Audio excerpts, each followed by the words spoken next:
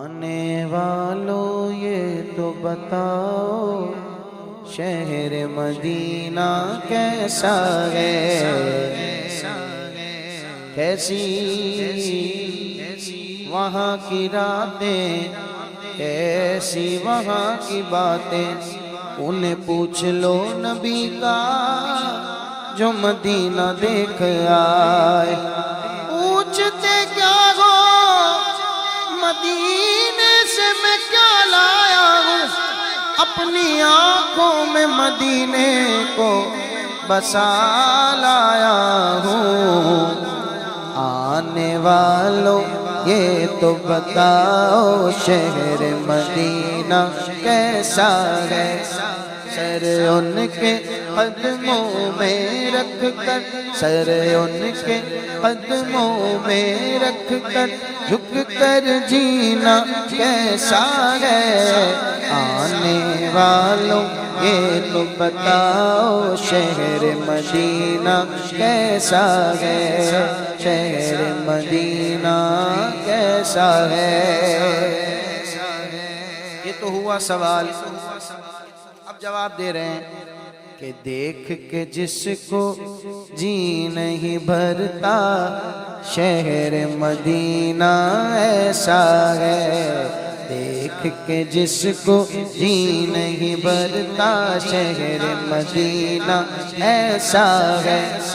آنکھوں کو جو ٹھنڈک بخشے، آنکھوں کو جو ٹھنڈک بخشے گنبد خضرا ایسا ہے، دیکھ کے جس کو جی نہیں بھرتا شہر مدینہ ایسا ہے۔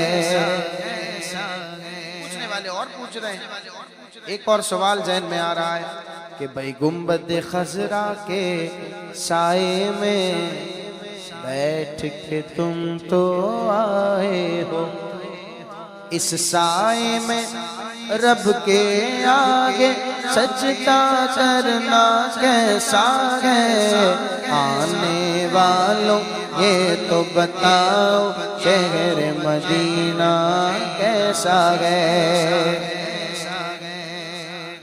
تم وہاں بیٹھنے کی بات کرتے ہو، جواب آ رہا ہے بھائی ہم مہمان بنے تھے ان کے عرش پہ جو مہمان ہوئے،